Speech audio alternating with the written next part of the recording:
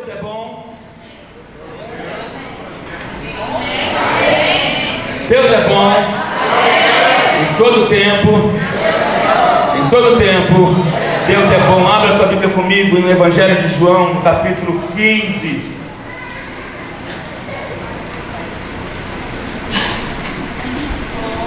Quantos querem avivamento? Mas você sabe que existem inimigos do avivamento. Existem os inimigos do avivamento. Eu quero falar um pouco nessa manhã sobre os inimigos do avivamento pessoal.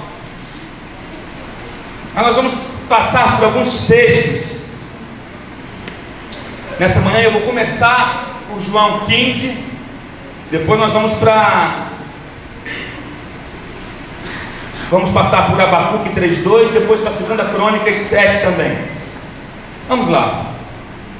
João 15 vai dizer o seguinte, verso 7: se vocês permanecerem em mim e as minhas palavras permanecerem em vocês, pedirão o que quiserem e lhes será concedido.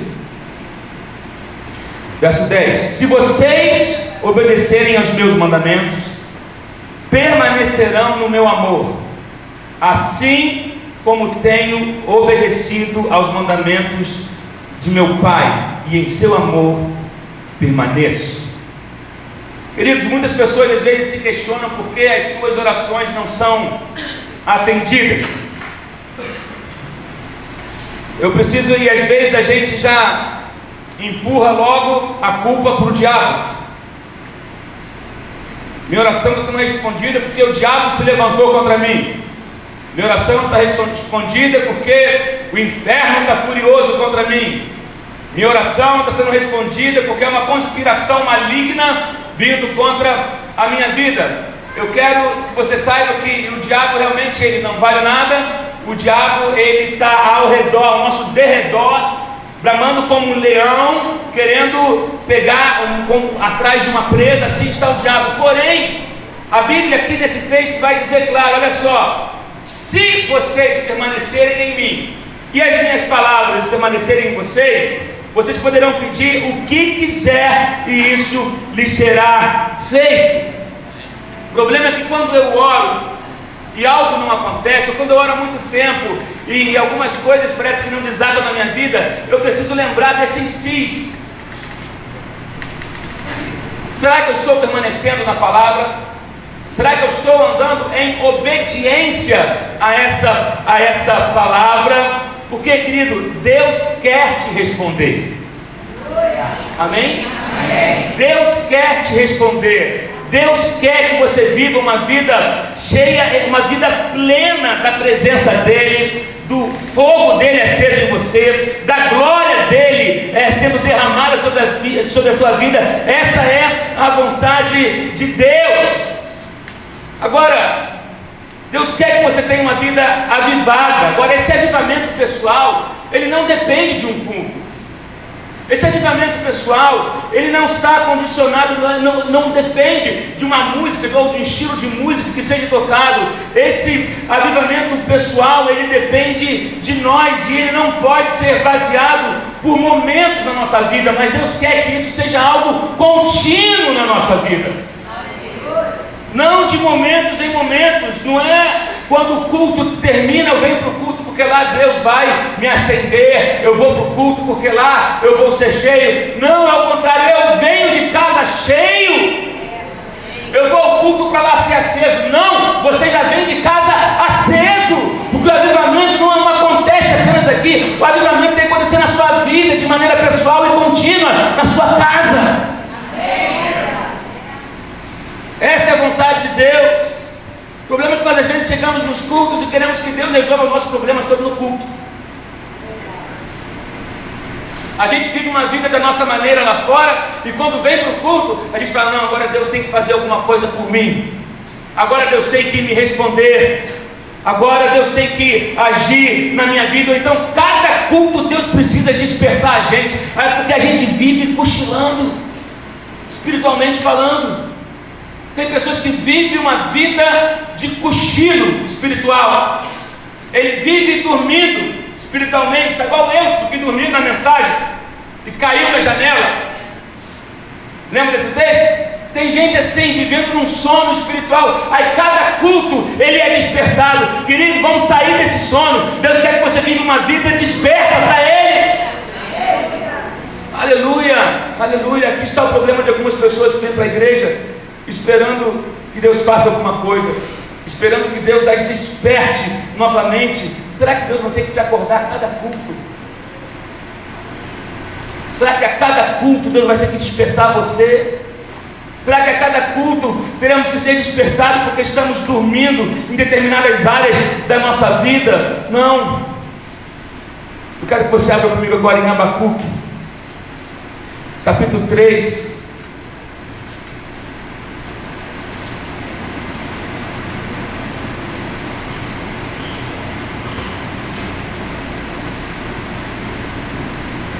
Algumas pessoas confundem avivamento com movimento. Algumas pessoas confundem avivamento com barulho. Algumas pessoas confundem avivamento com estilo de música, ou acham que o avivamento ele está condicionado a essas coisas. Não, essas coisas podem acontecer, mas o avivamento é mais do que isso. O avivamento é uma vida que reflete a glória de Deus e que vai gerar frutos para o reino, vai gerar frutos para Ele. Às vezes a gente se orgulha de dizer que estamos num tempo de avivamento. Eu creio, mas a questão é: onde estão os frutos? Onde estão os frutos?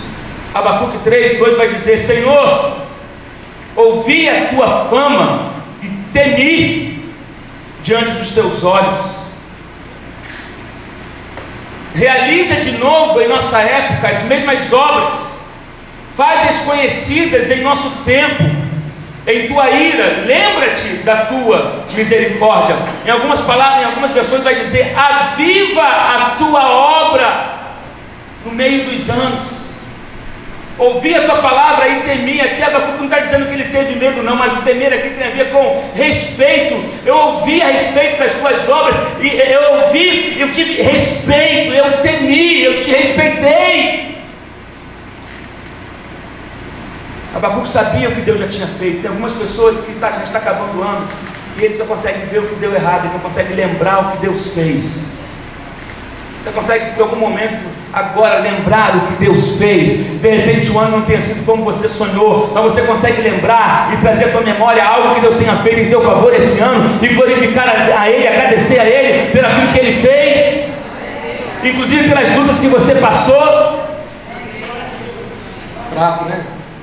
Eu vou repetir. Você consegue, por algum minuto, olhar para esse ano que passou e ver como que Deus te guardou até aqui? Você pode ter perdido alguma coisa, você pode não ter conquistado o que você esperava ter conquistar, mas você está chegando mais um ano e Deus até aqui tem te guardado, tem te sustentado. Até aqui, você está aqui com a sua família, você está aqui em pé, você está vivo, você está respirando. Isso é motivo de glorificar a Deus. Eu ouvi as tuas obras, eu ouvi o que o Senhor fez. Aviva, ou então faz de novo. Esse tem que ser o nosso clamor: Senhor, faz de novo na minha vida aquilo que o Senhor já fez um dia, faz de novo nesse lugar aquilo que o Senhor já fez no decorrer da história. Aviva a tua obra, faz de novo. Meu Deus, avivamento, ele é pessoal. O avivamento, ele é pessoal, querido. Ele começa em você, ele acontece na tua vida. Vamos lá para 2 Crônicas agora.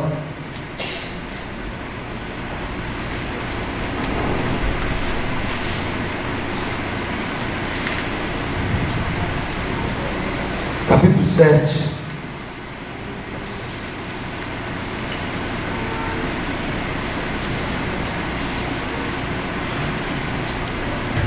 Livro de 2 Crônicas, a gente conhece muito esse capítulo 7, principalmente por causa do verso 14. É um verso bem conhecido, mas é interessante a gente ler a partir do verso 11 para a gente entender o contexto e ver o que Deus falou antes do verso 14. Salomão havia acabado de construir o templo. O templo, se você não sabe, na moeda atual, custou cerca, se fosse feito hoje, custaria 2 bilhões de dólares. Foi o que Salomão investiu para construir o templo para o Senhor. Você lembra que Davi quis construir esse templo, porém Deus chegou para ele e disse: Davi, você não vai construir esse templo. Davi fez um projeto, pensou em fazer aquilo para Deus, porém Deus não permitiu que Davi fizesse, e falou com ele que o filho dele iria fazer, até porque as mãos de Davi eram mãos sujas de sangue, e Deus queria mãos limpas para construir a casa dele. Então Deus não autorizou que Davi construísse o palácio, porém Davi preparou todo o material, deixou tudo preparado para que Salomão pudesse dar continuidade ou executar esse projeto. Então Salomão aqui havia terminado de construir esse templo, e a Shekinah, a glória de Deus, vem e enche aquele lugar. Aí no verso 11 vai dizer: quando Salomão acabou, interessante isso aqui, eu estava lendo essa noite, olha só, quando Salomão acabou de construir o templo do Senhor e o palácio real, executando bem tudo o que pretendia realizar no templo do Senhor e em seu próprio palácio. Algo que nós temos que aprender aqui: tudo que o rei preparou para fazer na casa de Deus e na casa dele havia prosperado. Prosperou na casa de Deus e prosperou na casa de Salomão. Eu vou repetir: prosperou na casa de Deus e prosperou no palácio de Salomão. Você precisa entender o seguinte: que a sua casa e a casa de Deus andam juntos.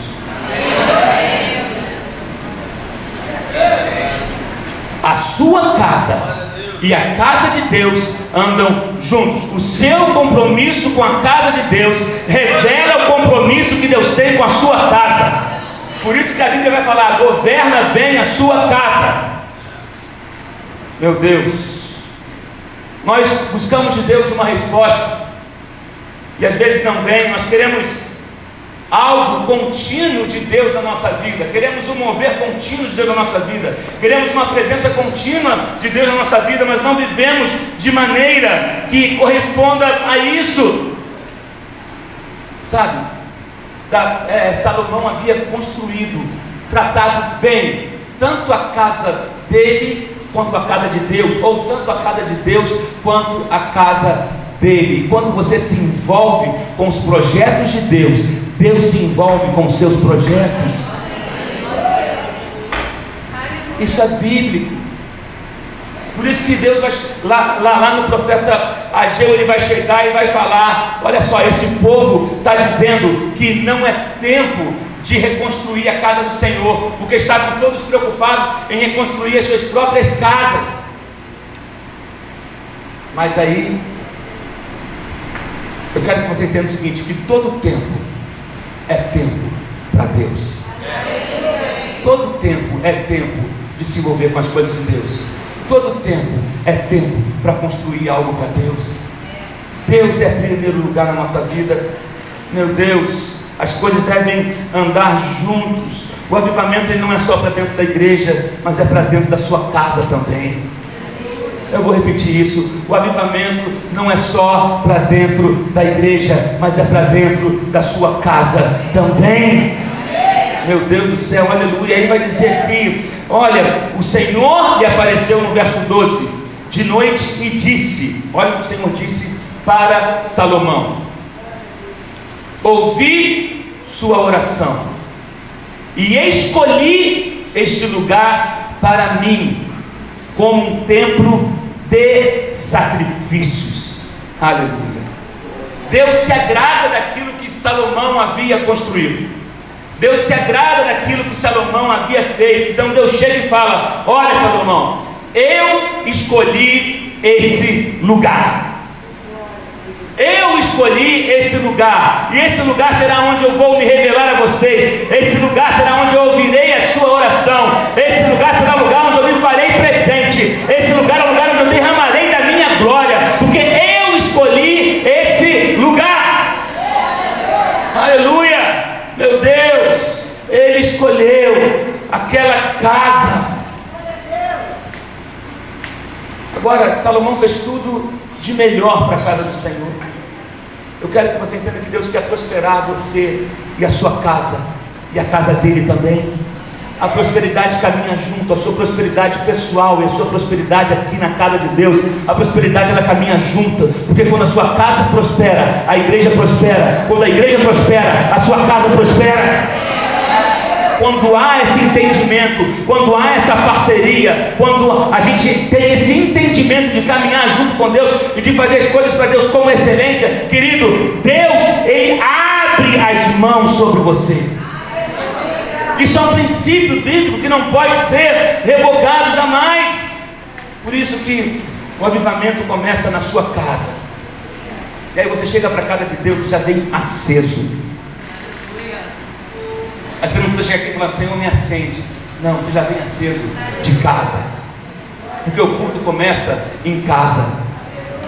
Oh meu Deus, o culto começa em casa. O culto começa nos meus afazeres, no meu dia a dia, na minha casa. Eu quero que você entenda que Deus não quer apagar o fogo na sua vida, mas Ele quer isso, Ele quer que você ande com a presença dEle inflamado, por onde quer que você passe. Porque o avivamento não é para ser algo contínuo, algo que vem e vai, mas uma constância na sua vida. Crentes acesos, pegando fogo. Oh meu Deus, como está fazendo falta isso? Como está fazendo falta isso? Deus quer que a unção dele esteja sobre a sua casa. Se você anda em aliança com Ele, preste atenção nisso. Se você está em aliança com Ele, a sua casa é a casa dele. Se você está em aliança com Ele, a sua casa é a casa dele. Outra coisa, é através daquilo que Ele vai fazer na sua vida que outros virão a Ele e saberão que Ele é Deus. Deus vai realizar coisas na sua casa. Você recebe essa palavra, é uma palavra profética sobre a sua vida. Deus vai realizar coisas na sua casa que pareciam ser impossíveis. Deus vai realizar coisas na sua casa que as pessoas serão atraídas até você por causa daquilo que Ele irá fazer na sua casa. A sua casa será um lugar aceso, onde as pessoas serão atraídas e saberão que Ele é Deus. Aleluia! Sabe quando você se torna um farol? Sabe quando um lugar se torna um ponto de referência? Quando você está no meio do mar e tem um farol aceso e aquilo passa a ser a sua referência, assim será a sua casa. Assim será a sua casa. Os perdidos olharão e virão um farol. Opa, há uma luz diferente ali. Há algo saindo daquele lugar que eu preciso. E todos saberão que há Deus na sua casa. E todos saberão que há Deus no Rio de Janeiro. E todos saberão que há Deus no bairro onde você mora. Porque elas serão atraídas pela glória e do fogo de Deus. Aleluia, aleluia. Nós temos que trazer o avivamento e não esperar o avivamento. O avivamento não se traz, o avivamento se produz. O avivamento não se espera, o avivamento vem com a gente. Quando eu decido viver uma vida totalmente voltada para Ele, ei meu Deus do céu, você tem que vir pegando fogo da sua casa. Sabe, Deus quer que busquemos mais. O Senhor aparece para Salomão e disse: eu ouvi a sua oração e escolhi esse lugar. E escolhi esse lugar. Mas no verso 13, Deus faz uma declaração um pouco forte. Ele vai dizer: se eu fechar o céu para que não chova, ou mandar que os gafanhotos devorem o país, ou sobre o meu povo enviar uma praga. Coisa forte essa. Você está vendo Deus falar de demônio aqui? Quem é que fecha o céu?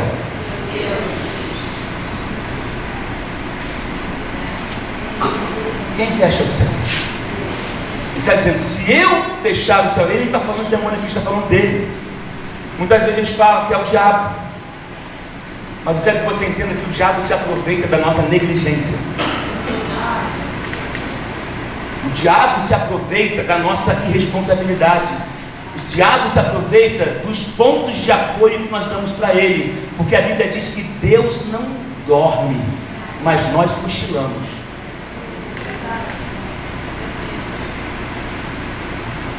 Nós não deixamos ter avivamento na nossa casa, e aí chegamos na igreja gelados, e depois queremos que as coisas aconteçam.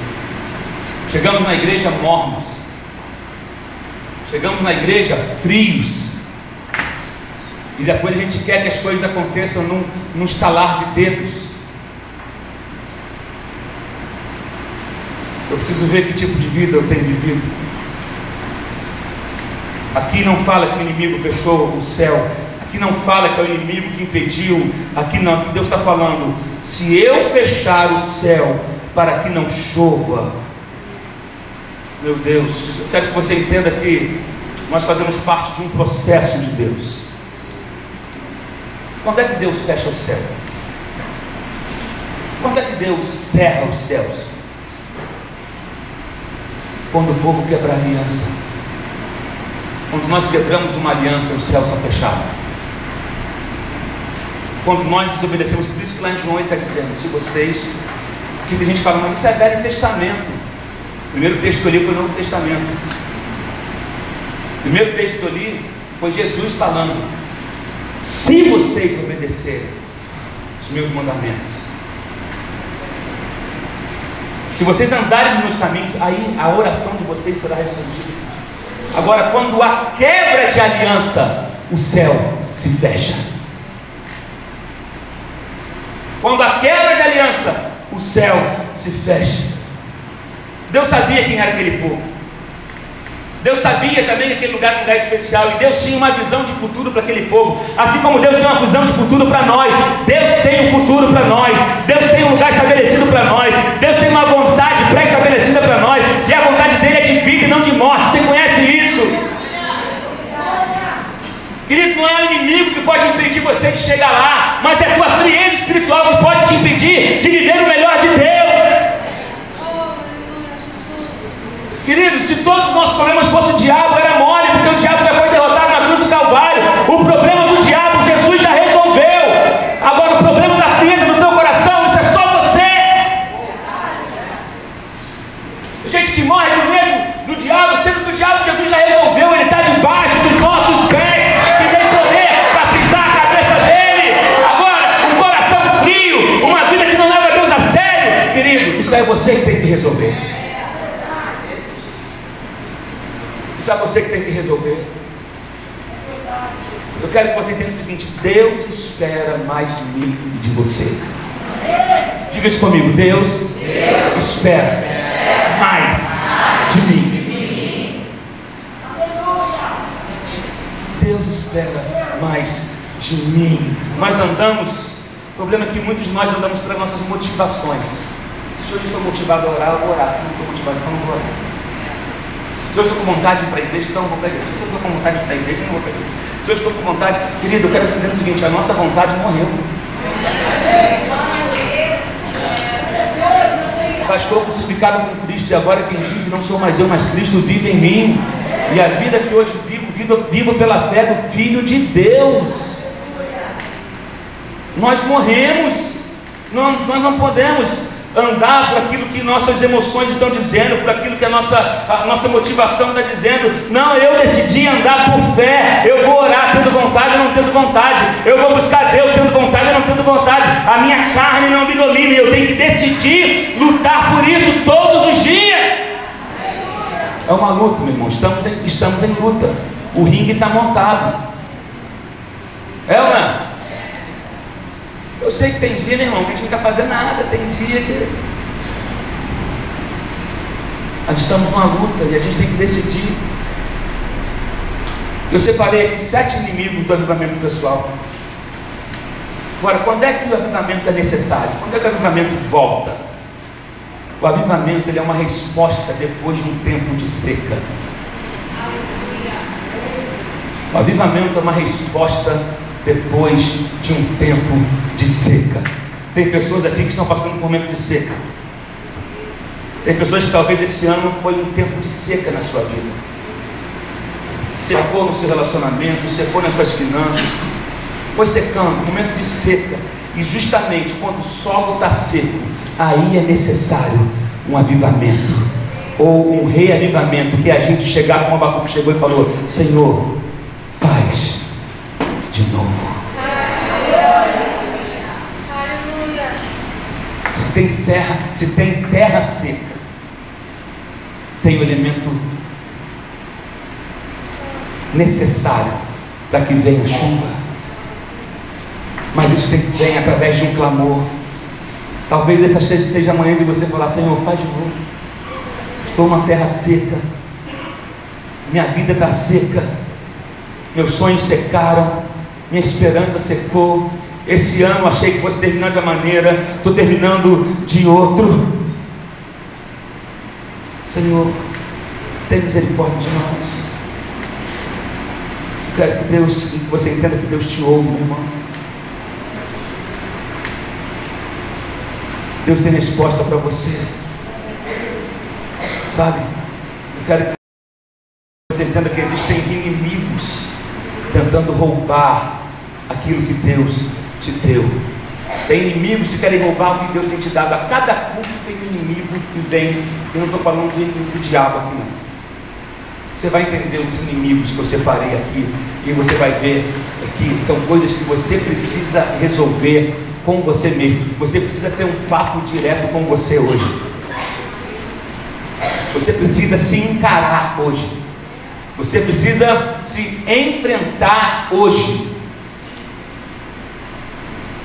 Você vai poder identificar alguns inimigos. Inimigos tentando roubar o que Deus te dá em cada culto. Só que aí ele vai dizer o seguinte, aí entra o verso 14, quando ele diz: se eu fechar o céu para que não chova ou mandar que os gafanhotos devorem o país, ou sobre o meu povo enviar praga. Aí no verso 14 o texto que a gente conhece: se o meu povo, que se chama pelo meu nome, se humilhar e orar e buscar a minha face, se arrepender dos seus maus caminhos, aí o que acontece? Dos céus eu ouvirei, perdoarei o seu pecado e curarei a sua terra. Interessante aqui que ele abre o versículo 14 dizendo: se os mundanos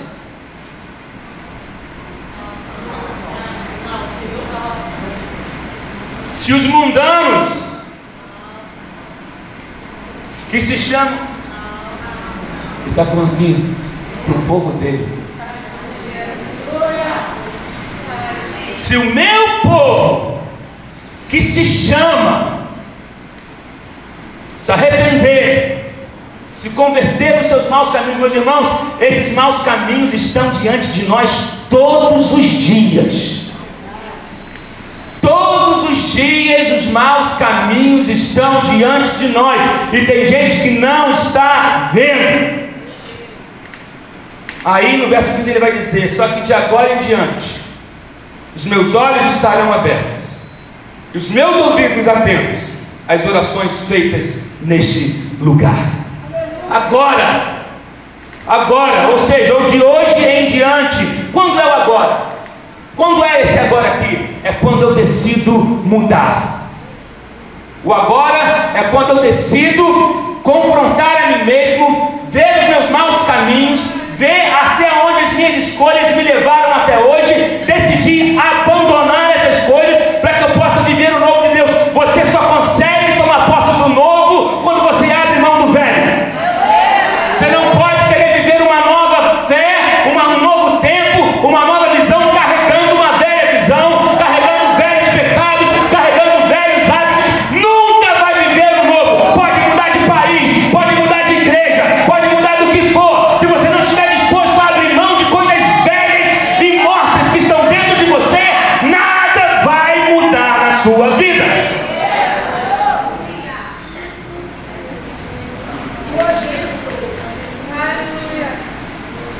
O agora é isso, é quando eu decido mudar. Não é toda oração que Deus ouve, mas essa oração do verso 14. Se o meu povo, que se chama pelo meu nome. Gente, a gente tem que parar para pensar: que evangelho eu estou vivendo? Em que mundo será que eu estou vivendo? Um mundo da Alice das Maravilhas, da País das Maravilhas, da Alice, sei lá. Errei tudo, né? Alice no País das Maravilhas. Tem gente que eu não sei que mundo que ele vive, que termina o culto, parece que tudo que aconteceu, tudo que ele recebeu, ele esquece a partir do momento que passa daquela porta. Eu não consigo entender, que vive uma amnésia. Parece a Dory. Oi, meu nome é Dory. Aí dá uma volta ali. Oi, meu nome é Dory. Você é quem? Esquece, vive esquecendo as coisas que são pregadas e falta colocar em prática. Se colocar em prática, a sua vida vai ser outra. Meu Deus, se o meu povo, que se chama pelo meu nome, se humilhar aqui, não é ser humilhado não, meus irmãos, mas é ter uma postura humilde diante de Deus. É uma postura de humildade que Deus exige de nós. É o oposto. O oposto da humildade é a arrogância. A gente se vê livre da nossa arrogância e adotar uma postura humilde diante de Deus. Às vezes nós somos muito arrogantes uns com os outros, muito arrogantes. E aí tudo a gente vai e bota a culpa no diabo. A culpa é do inimigo que está furioso. Antes de você dizer que é o diabo, veja como está o seu coração. Antes de você dizer que o inimigo se levantou contra você, não estou aqui fazendo, o inimigo não vale nada, mas eu quero que você entenda isso. Antes de você sair culpando todo mundo, olha o seu coração. Olha o seu coração. Ele disse, Jesus vai dizer o seguinte: olha, vocês precisam aprender de mim, que sou manso e humilde de coração. Somos poderosos sim, a igreja é poderosa, você crê nisso? Somos poderosos sim, mas somos humildes, porque nós entendemos que o poder que está sobre nós não é nosso, vem dele. E é por misericórdia e por graça que está sobre nós.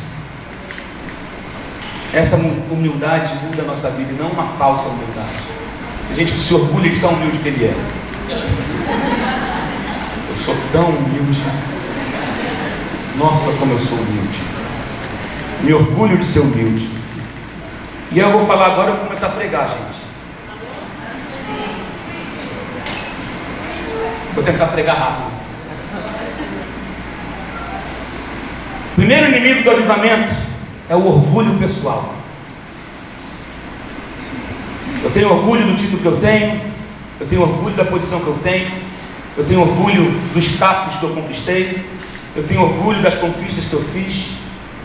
Eu quero que você entenda que o nosso maior exemplo de humildade foi Jesus, que abriu mão da sua glória, abriu mão do seu trono, desceu a essa terra e se fez como um de nós, e o Verbo se fez carne e habitou entre nós. E outra coisa, Jesus ainda lavou os pés dos seus discípulos. Deus em carne já é um sinal de humildade enorme. Alguém que decidiu abrir mão do seu trono e descer essa terra.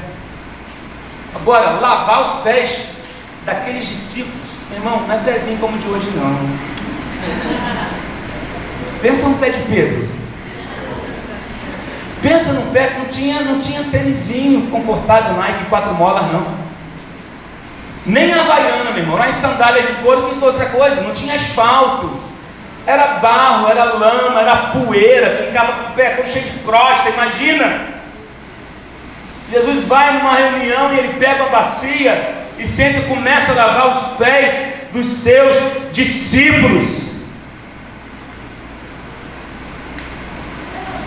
Falta um pouco nisso na gente hoje. Descer um pouco do nosso salto, descer do nosso orgulho. E a gente precisa quebrantar o nosso coração, se humilhar diante da poderosa mão de Deus, porque no tempo certo Deus te exaltará. Sabe, reconhecer que tudo que você tem veio dele, por misericórdia, por graça. que nós não seríamos capazes de conseguir nada se não fosse a mão dele sobre nós. Então precisamos humilhar diante dele, nos humilhar diante dele, quebrantar o nosso coração e devolver toda a glória para ele. O orgulho impede muita gente de viver o sobrenatural de Deus. O orgulho, tem gente que não consegue pedir ajuda para ninguém, tem gente que não pede perdão para ninguém porque é orgulhoso. Tem gente que está passando dificuldade, tem vergonha de pedir ajuda, isso é orgulho. Às vezes tem coisas esperando, há uma conspiração do céu para te ajudar, mas você não desce do salto. Aí está pedindo para Deus te abençoar, para Deus falar com você, para Deus enviar um anjo. Deus não vai enviar anjo coisa nenhuma. Você tem que descer do teu salto, se humilhar, reconhecer que você precisa de ajuda, deixar o orgulho de lado, que aí o céu começa a trabalhar a teu favor. Glória a Deus. Desce do teu salto. O primeiro inimigo é o orgulho. O segundo inimigo do avivamento, sabe qual é? A indiferença. Os maiores pecados que nós podemos cometer uns contra os outros é o pecado da indiferença. A indiferença é o tanto faz como tanto fez. Tem gente que está indiferente ao que está acontecendo na igreja, indiferente ao que está acontecendo com o irmão, indiferente ao que está acontecendo com a cidade. Indiferença, esse espírito de indiferença vem através da negligência da fé. Quando eu começo a negligenciar a fé, negligenciar a palavra, negligenciar os princípios de Deus, eu começo a viver uma vida indiferente. Eu vivo um medíocre, eu viro um medíocre religioso. Deus quer nos libertar disso. Deus quer nos libertar dessa indiferença. Isso mata, veja bem, queridos, a indiferença, ela mata o avivamento pessoal e faz o céu fechar sobre a nossa cabeça. A indiferença faz isso. Já falei isso uma vez, não sei se você lembra, mas existem dois tipos de desviados.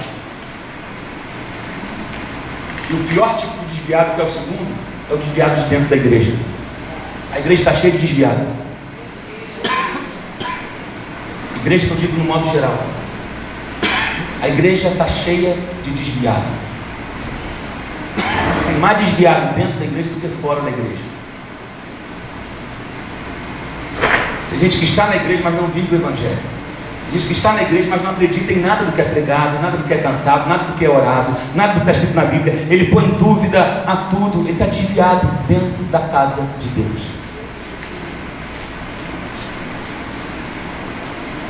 Ele está sentado no culto, ele já sabe qual é o pecado que ele vai cometer quando o culto acabar.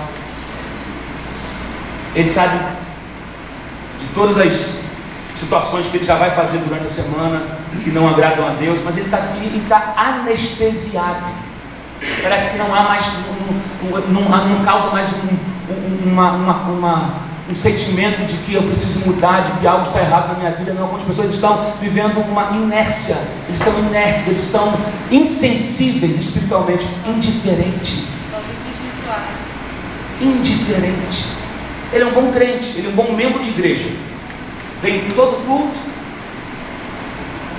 dá a oferta dele, fica ali, mas com uma vida que não reflete a glória de Deus. Ele é um religioso. Deus quer te tirar desse lugar hoje da indiferença. Deus está mexendo na estrutura de algumas pessoas aqui hoje, porque Deus escolheu esse lugar. Posso ouvir um amém aqui? Amém. Eu escolhi esse lugar para me revelar ao meu povo. Meu Deus. Oh, querido, tem que haver uma alegria em você, uma disposição em você. Teu coração tem que saltar de alegria quando você vem para a casa do Senhor. O salmista disse: alegrei-me quando me disseram, um rei falando isso, alegrei-me quando me disseram, vamos à casa do Senhor. Alegrei-me quando me disseram. Oh meu Deus, para muita gente hoje está assim, tanto faz como tanto fez. Se vem à igreja está bom, se não vou está bom também. Não se importa com mais nada. Deus quer mudar isso hoje na sua vida. Você precisa enfrentar esse inimigo do avivamento pessoal na sua vida. Orgulho, indiferença. O terceiro, autonomia. Autonomia significa livre pensador. Eu sou autônomo, eu faço o que eu quero, do meu jeito, crio as minhas regras, crio a minha verdade, não estou nem aí, faço do jeito que eu quero, da maneira que eu quero. Queridos, como eu disse no começo, se eu decidir servir a Cristo, as minhas vontades morreram.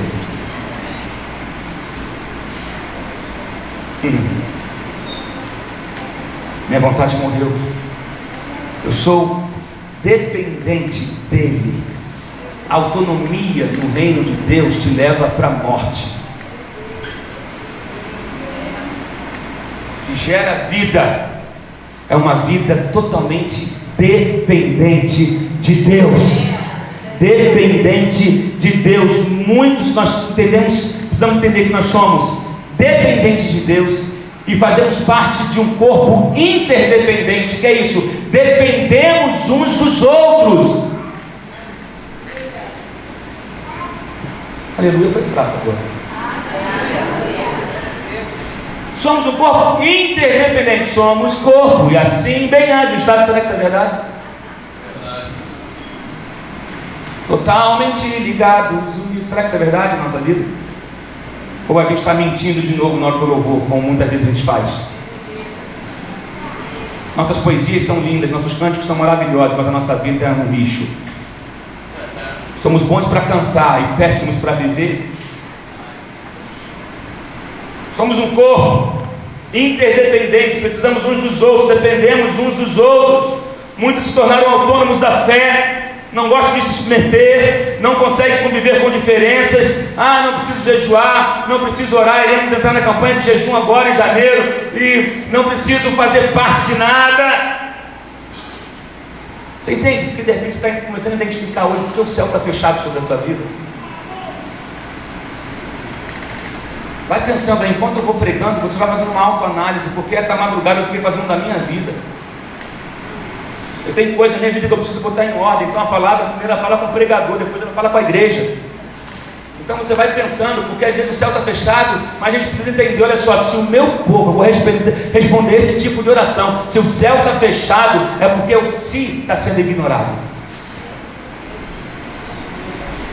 Se o céu está fechado e nada muda, tem alguns sims que estão sendo ignorados na minha vida. Talvez essa seja a manhã de identificação do seu real inimigo, que você precisa derrotar e enfrentar. De repente você fala, mas essa palavra, não queria ouvir essa palavra hoje de manhã, não, queria ouvir uma palavra de vitória. Queria, poxa pastor, quebrou meu esquema. Está querendo ouvir uma palavra de vitória, chaganoa, assim. De repente você ouve uma palavra de confronto. Mas eu quero que você saiba o seguinte: se você está se sentindo confrontado, você precisa saber que você é muito amado. Porque Deus só corrige o filho que ama. Se você está se sentindo de certa maneira corrigido nessa manhã, é porque Deus está te pegando no colo e dizendo: vem cá, menino. Vem cá, menina. Eu vou te botar no jeito. Vem cá, papai quer falar com você. Nossa, quando a mãe fala assim pra gente, né? Mãe quer conversar com você, né, irmã Celina? E com a correia assim do lado. Mamãe vai te bater, porque a mamãe te ama. Você fez isso, você fez isso assim, você quebrou o vidro na casa de não sei quem, você disse que agora vira que eu vou te dar 4 correiadas. E a irmã Celina, 4 correiadas. Ela me ama. Me ama. E meu pai também. Eu ficava furioso quando minha mãe falava: vou esperar seu pai chegar do trabalho. Acabava o dia para mim ali. Eu já entrava num temor, em oração, intercessão, ajoelhava, ia lá para dizer: eu tenho misericórdia, me livra dessa hora, livrai-me da hora, Senhor, desse favor que vai vir sobre a minha vida. Quem manda aprontar também, né? Pois é, mas se você está sendo corrigido, é porque Deus te ama. Deus não quer que você seja um independente da fé. Sabe, a nossa independência morreu na cruz do Calvário. Eu sou dependente dele. Eu preciso do cuidado dele. Eu preciso servir ao meu irmão. A autonomia é quando você se move sem respeito a ninguém, faz tudo do seu jeito. Ei, deixa o seu jeito, porque o seu jeito não deu certo. Deixa Deus fazer do jeito dele agora. Abre mão hoje dessa autonomia e fala: Senhor, eu quero viver a tua vontade. Viver a tua vontade. Quarto inimigo do avivamento, pessoal, sabe qual é? O egocentrismo. Tudo sobre mim, glórias a mim. Louvado seja eu me amo, tu me amas, nós me amamos. Sabe, quando tudo gira em torno da pessoa. Eu me lembro um hino que a gente cantava na igreja assim: eu me amo, tu me amas, nós me amamos. Tudo gira em torno da pessoa, egocentrismo, tudo gira em torno dele. É quando o seu eu está no centro. Querido, você não foi chamado para ser egocêntrico, você foi chamado para ser cristocêntrico. Você foi chamado para ser cristocêntrico. Jesus tem que estar no centro da nossa vida, no centro da tua casa, no centro do teu casamento, no centro do teu trabalho, no centro do teu ministério, no centro dos teus relacionamentos. Ele é o centro. Jesus é o centro de tudo que há. Ele é o centro de todas as coisas. Ele é o centro da nossa alegria, Ele é o centro da nossa paz. É Ele. Tudo que temos, que possuímos, que possamos vir a ter e ser, vem dEle. Então Ele é o centro de todas as coisas, porque dEle, por Ele, para Ele são todas as coisas. Então Ele é o centro. Precisamos fazer de Jesus o centro da nossa vida novamente. Porque a oração é respondida, porque o orgulho está te roubando isso, porque a indiferença está roubando, porque a autonomia está roubando, porque o egocentrismo está roubando. É isso, e os céus se fecham. Precisamos deixar nossa máscara cair hoje. Sabe? Às vezes Deus já nos deu tantas coisas e Jesus deixou de ser o principal, Jesus deixou de ser o centro da nossa vida. Cantamos canções que falam somente das nossas conquistas, cantamos canções daquilo que nós queremos receber, daquilo que queremos que seja restituído, do milagre que queremos, e Jesus está de lado. Jesus, fica aqui um pouquinho, que agora eu quero cantar sobre mim. Me dá a minha bênção, me dá o meu casamento, me dá o meu milagre. Meu, tudo é meu. Ele está de lado. Só que a gente esquece que sem Ele nada acontece. Ele é o centro. Ele tem que ser o centro de todas as coisas. Eu quero que você entenda que as coisas não giram em torno de você. Não é sobre você, é sobre Ele. Não é sobre você, eu vou repetir, é sobre Ele. Aqui não é um lugar de adoração de egos. Aqui é um lugar de adoração ao Senhor. Aqui não se adora egos. Aqui não se adora títulos. Aqui não se adora posições. Aqui a gente adora ao Senhor. Ele é entronizado, Ele é o centro de tudo. Sabe qual outro inimigo do avivamento pessoal? É a passividade. Passividade é aquela pessoa que ela aceita tudo, recebe tudo, qualquer coisa. Ela é incapaz de se mover pela fé. Qualquer coisa que fala, ela aceita. Qualquer coisa que inventa, ela critica. Ela não sabe quem ela é em Deus. Ela não consegue dar passos de fé. Ela não consegue, de repente, pegar aquela notícia ruim que veio e encarar e falar: não vou aceitar isso, eu vou me posicionar contra isso. Está aceitando qualquer coisa, qualquer probleminha que vem sobre a tua vida, e você deixa isso definir você. Um problema não define você, uma crise não define você, uma notícia ruim não define você. Você precisa saber quem você é em Deus e se posicionar.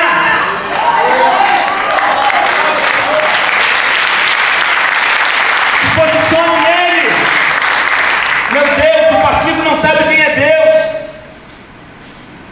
Meu Deus, eu sei que isso não é fácil de digerir, mas nós precisamos mudar a nossa postura diante de Deus. E eu não vou aceitar qualquer mentirinha, qualquer coisinha que vem trazer para mim. Por exemplo, aquele que anda com Deus, ele é cheio de discernimento. Querido, não é qualquer revelação que você deve receber, não é qualquer profeciazinha que vão te entregar que você deve receber. Se você tem o Espírito Santo dentro de você, se Cristo é o centro, você não fica vítima dessas coisas. A luzinha vermelha é sempre. Quando é de Deus, vai te trazer paz e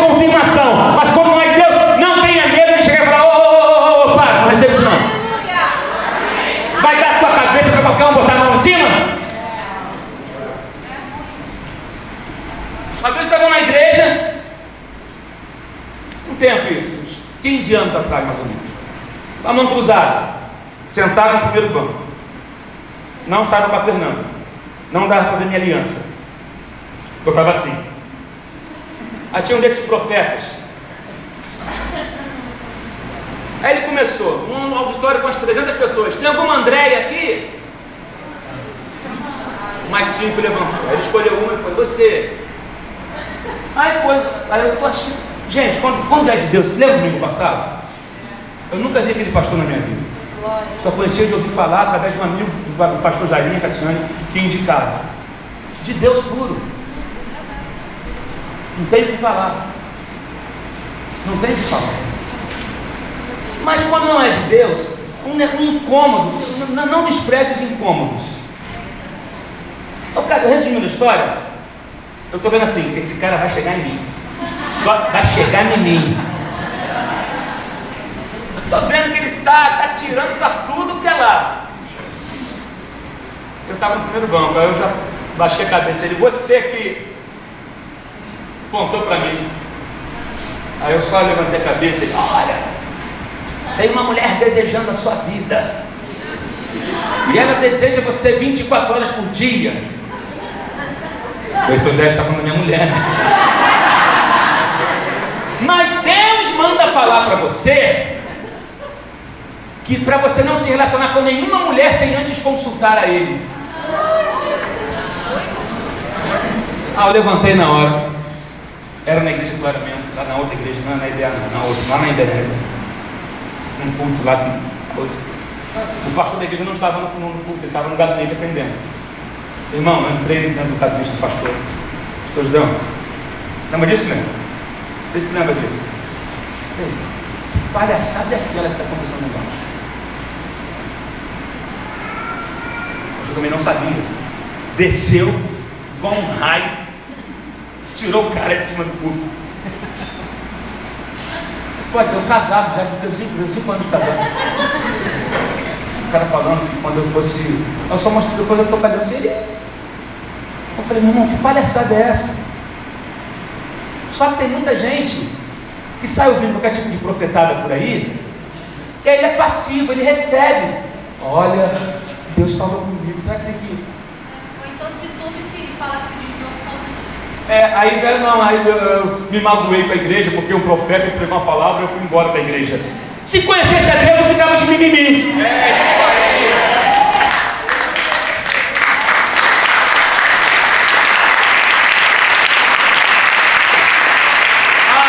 Porque eu fui enganado pelo profeta. Se você conhece a Deus e andar com Ele, meu irmão, há uma conexão estável. E você vai saber, volta de onde tu tá, volta aí mesmo, senão o bagulho vai doidar pro teu lado. Olha o mandão. Para daí, agora, quando é de Deus, uau, vai, come on. Porque a profecia, ela não vem para te falar nada de novo. Ela vem para confirmar o que já está lá dentro do teu espírito. Deixa eu te falar, profetas às vezes são necessários por causa da nossa teimosia. A gente ouve a Deus e tem medo de obedecer. Aí Deus levanta o profeta para falar, ei, é aquilo mesmo que eu já te falei. Então toma vergonha na cara e vai, e cumpre, e começa, e faz. Então o profeta vem, profetas são necessários quando o povo não quer ouvir a Deus.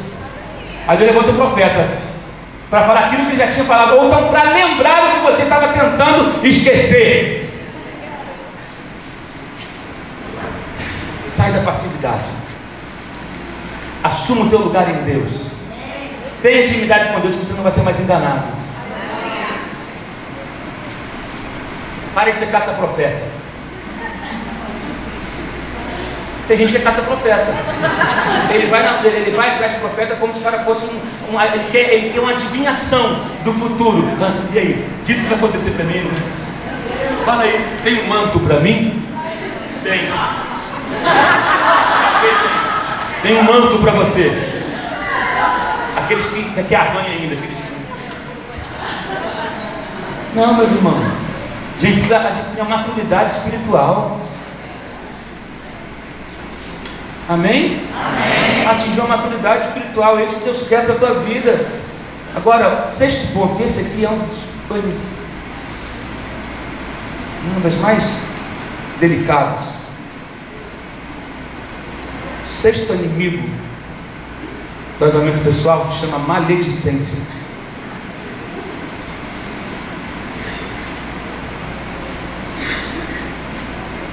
1 Pedro 2,1 vai dizer: portanto, livrem-se de toda maldade, de todo engano, hipocrisia, inveja e toda espécie de maledicência. Isso é em 1 Pedro. Colossenses também vai dizer, 3,8, o seguinte: mas agora abandone todas essas coisas, ira, indignação, maldade, maledicência e linguagem indecente no falar. Aí a chave esquentou. Tem gente que vai conversar com um crente, 10 palavras, 8 é palavrão. Já faz parte dele. Tem sempre uma piadinha indecente, tem sempre uma imoralidadezinha para acrescentar. Não. O que significa a palavra maledicência? Efeito de mal dizer, ato de falar mal. A pessoa que tem gente que tem má língua, ele fala mal de todo mundo, fala mal da igreja, fala mal do pastor, fala mal dos líderes, do patrão. Ninguém para o mundo é tão cruel para ela, que não criaram um mundo para ela ainda. Claro, fala mal de tudo. Mal, ele fala mal o tempo todo. E a Bíblia, interessante que a Bíblia fala que aquele que expõe o seu irmão, ele é assassino. Já parou para pensar nisso? Assassinos na igreja, existem assassinos na igreja. Isso é muito forte. Vigia a tua língua quando for falar do seu irmão. Glória a Deus. Vigia a sua língua.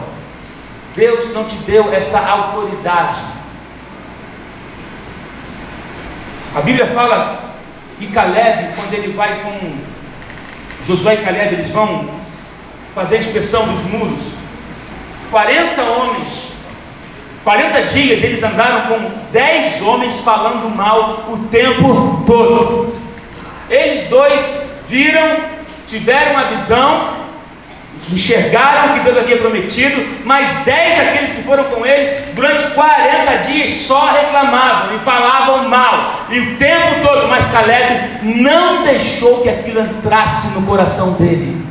O problema de andar com maldizentes é que a gente corre o risco de ser contaminado por aquilo. Essa praga às vezes pega, fofoqueiro espalha, sabe? Maledicente, ele começa disseminando, aí vai falando mal, aí pega uma insatisfaçãozinha e começa a falar mal, vai pagar e depois não entende porque as coisas estão travadas na vida. Fecha a boca.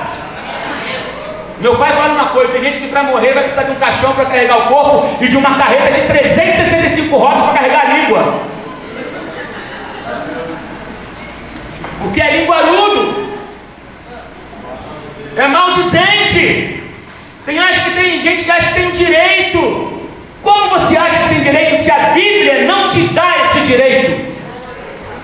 A Bíblia não te dá esse direito. Lembra de Miriam, que falou de Moisés e quase que ela morre, ficou leprosa, e toda uma obra demorou, teve um atraso no andamento, porque ela se levantou contra o líder dela. Gente, essa questão da língua é muito sério. Tem gente que fala mal de todo mundo. Paulo diz: portanto, irmãos, tudo que é bom, tudo que é justo, louvável, que seja isto que esteja no seu pensamento. A Bíblia fala também em Provérbios que a morte e a vida estão no poder da língua, e aquele que a bem utiliza come do seu fruto. Meu Deus. Lembra, cuidado, que às vezes você pode falar mal de alguém, falar mal da sua igreja perto de um não crente. E essa pessoa nunca mais pisa no pé de uma igreja por sua culpa. Você volta e se conserta com Deus. Às vezes aquela pessoa, até hoje, por causa de uma palavra que você falou, nunca mais pisou em igreja nenhuma. Vigia a sua língua.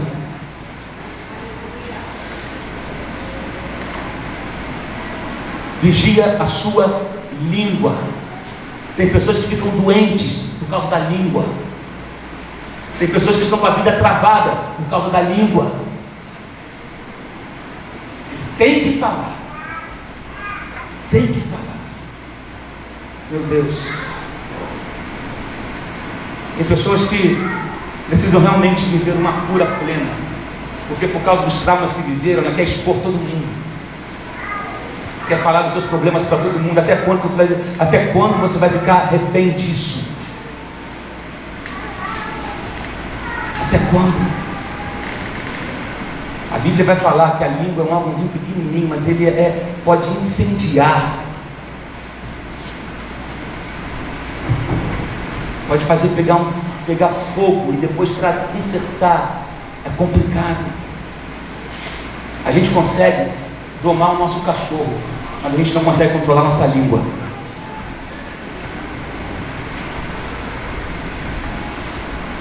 Gente, é a Bíblia que fala.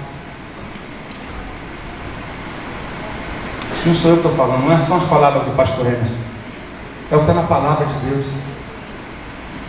Se você não consegue refrear sua língua, você precisa rever sua salvação.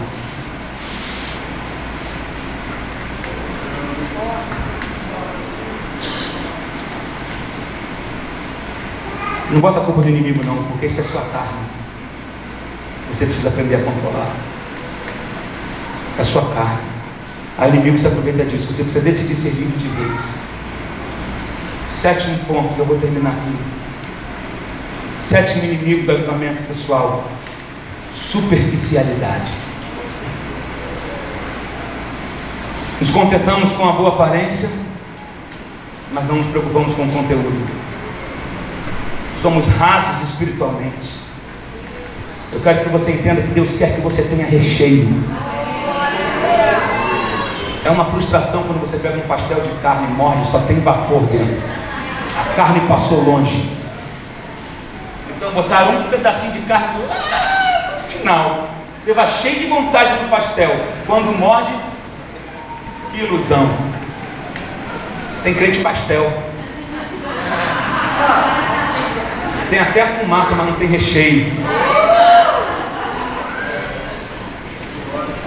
Tem uma fumacinha ali, mas quando chega perto e vão provar, vão morder, ai, deve ter algo dentro. Ué, me enganei.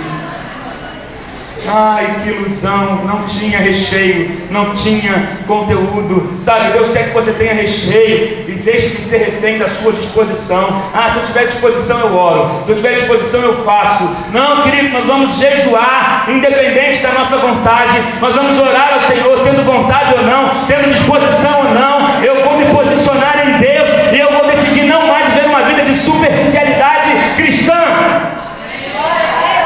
Vamos sair do raso. Deus se rende à oração, querido. Quando nós falamos muito sobre o poder da oração, mas nos falta o espírito para lutar em oração. Falamos muito do poder, poder na oração, e há mesmo, mas nos falta o espírito de luta, para a gente se posicionar em oração como guerreiros e lutar por algo, lutar para que algo seja transformado, lutar, não parar de orar até que Deus responda. Algum escritor muito conhecido, pregador, não lembro agora, que disse o seguinte: ore até que você tenha vontade de orar. Ore até que você sinta vontade de orar. Ore. Se você for esperar ter vontade para orar, você não vai ter vontade, porque tudo vai parecer mais importante para você. É o telefone que toca na hora, é o amigo que chama para sair, é o jogo que vai passar, é o programa na internet que você quer ver. Você precisa ser disciplinado. Somos bons em muitas coisas. Somos bons para interpretar, somos bons para tocar, somos bons para tantas coisas, mas às vezes somos rasos no sobrenatural, rasos de poder. Somos bons de métodos, mas nos falta poder do alto. Deus não unge métodos, Deus unge pessoas. O Espírito Santo foi derramado sobre pessoas. O Espírito Santo não é derramado sobre instituições. O Espírito Santo é derramado sobre pessoas. sobre indivíduos, sobre corações sedentos, sobre corações que estão desejosos por receber mais da presença dele. Sobre esses o fogo é aceso, sobre esses o Espírito Santo é derramado. Deus quer levantar uma igreja poderosa nesse lugar para destruir as fortalezas do inferno. Deus quer acender você. Deus quer te tirar do raso e te lançar no profundo do sobrenatural dele, te tirar do superficial. Amanhã de despertamento. Meu Deus. Olhando para tudo isso, eu lembro de uma frase de Alan Redpath, que diz: a luz da cruz de Cristo não é chocante a maneira como eu e você vivemos. Forte.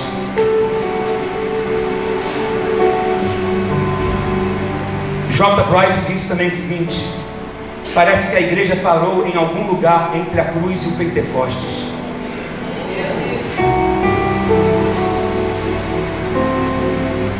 Será que a gente estacionou? Mas hoje é o dia da gente derrotar esses inimigos do avivamento pessoal. Deixa o teu orgulho de lado. Quero convidar você a ficar de pé nessa hora.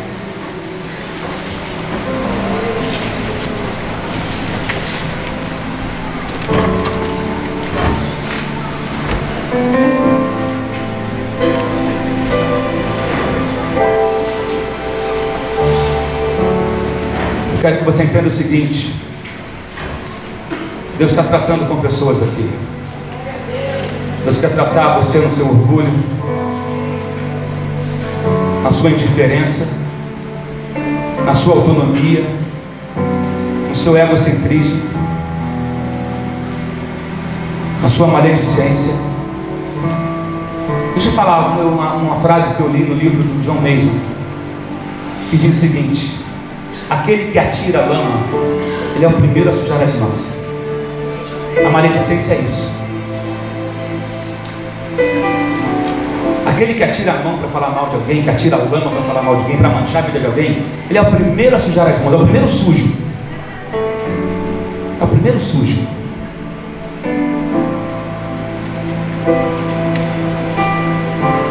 Deus quer te levar a viver uma vida de avivamento pessoal, de uma vida cheia da presença de Deus, uma vida acesa. O tempo da mornidão, da frieza espiritual chegou ao fim na sua vida.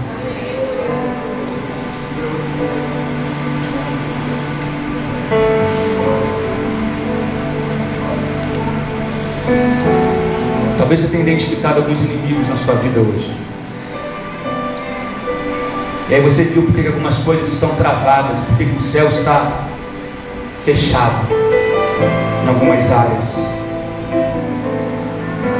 E eu volto a falar: o diabo já foi derrotado, mas a sua carne quem controla é você. Os seus sentimentos quem dá ordem é você. É você. E isso Deus não vai fazer.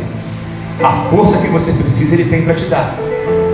Ele está aqui para te amparar, mas a iniciativa é sua.